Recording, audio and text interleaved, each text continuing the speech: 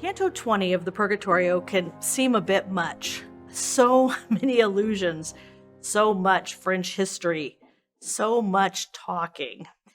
There is a lot packed into this canto, so it's easy to feel bogged down as you're reading.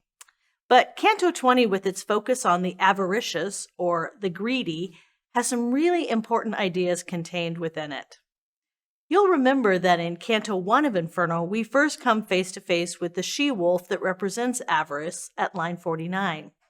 Quote, "And now a she-wolf came, that in her leanness seemed racked with every kind of greediness. How many people she has brought to grief," unquote. It is the sight of the she-wolf that Dante says, quote, "brought my spirit down so low with fear that seized me, I lost all hope of going up the hill."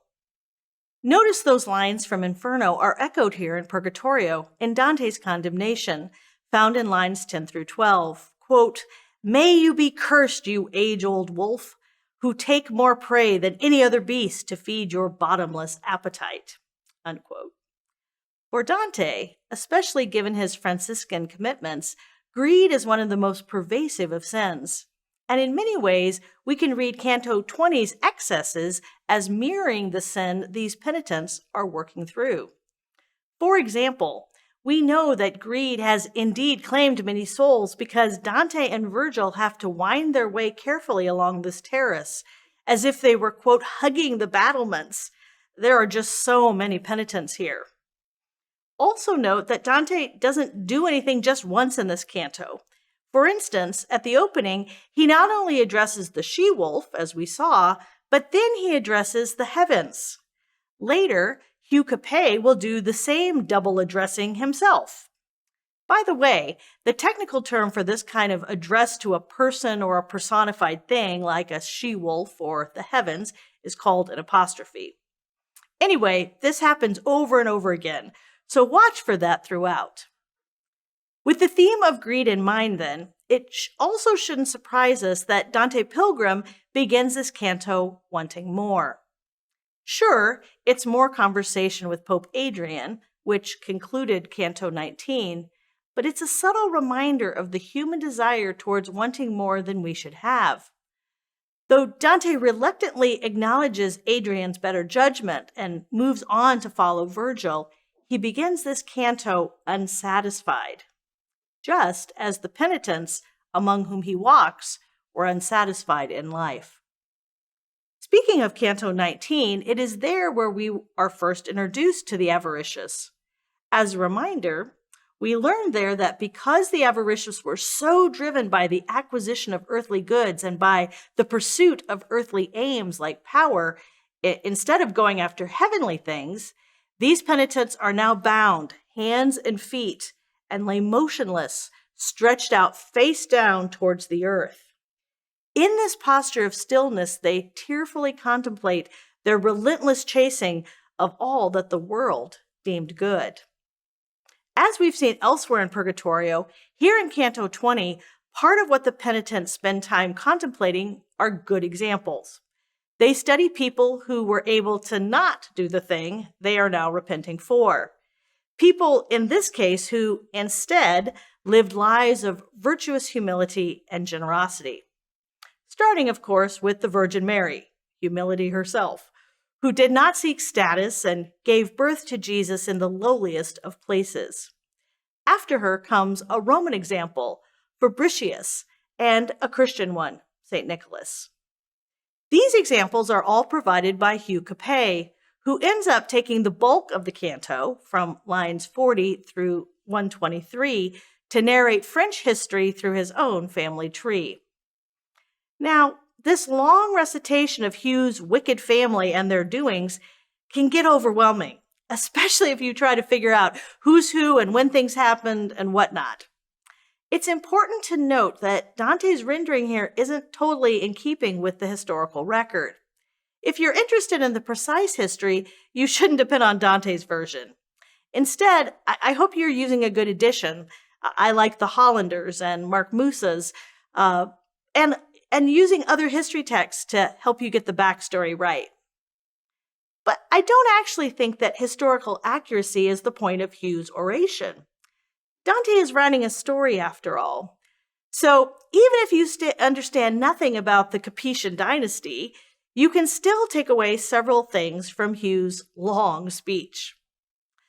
Number 1, notice his excess of storytelling. Hugh is repenting of his avarice on this terrace, but his style of speech still reflects the besetting sin of his life. We might say that he rather greedily takes up much of the canto with his talking.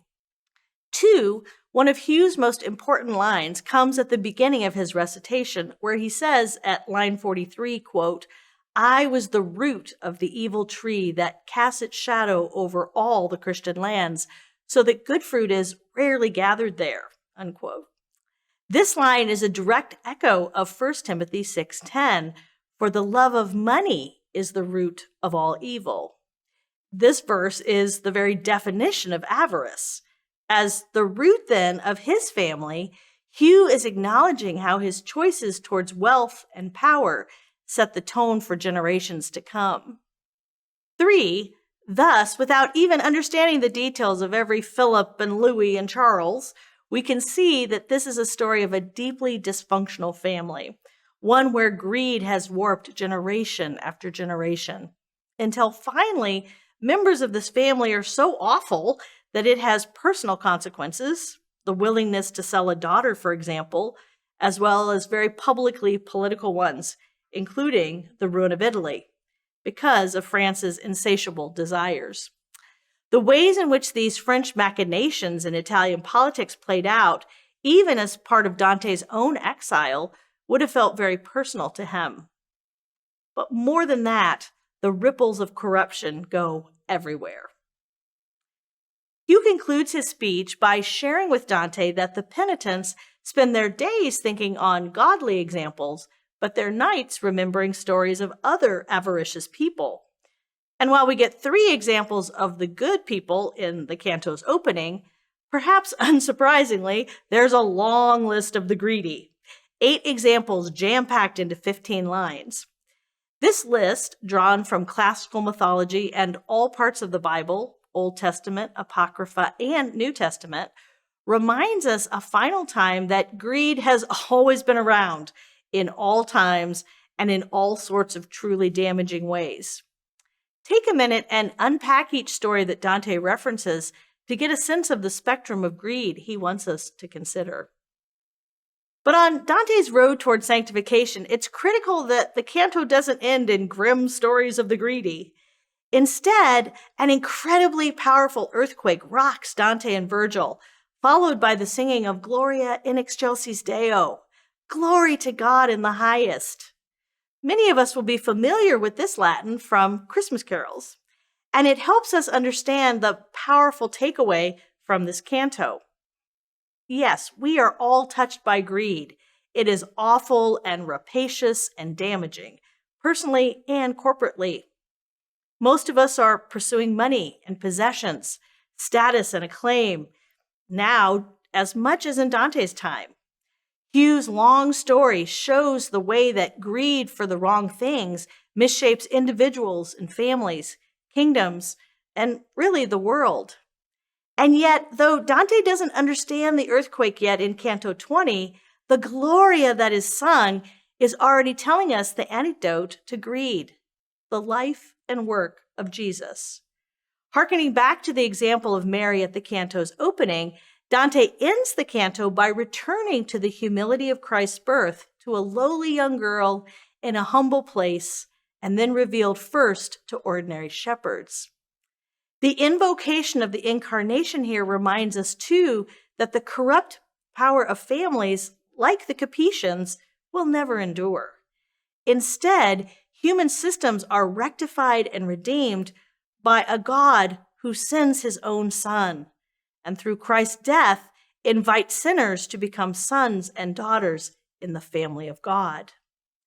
And for all the avaricious folks who have struggled with wanting the best, the most, only Christ's birth is the greatest, celebrated in the highest. The canto's ending writes their and our priorities, urging us towards the highest pursuit, the pursuit of Christ. Dante is confused by the earthquake, and he finishes the canto perplexed and humbled. But now his quest for knowledge is for the things of God rather than the things of earth. That's a vital lesson in Canto 20. Glory to God in the highest, indeed.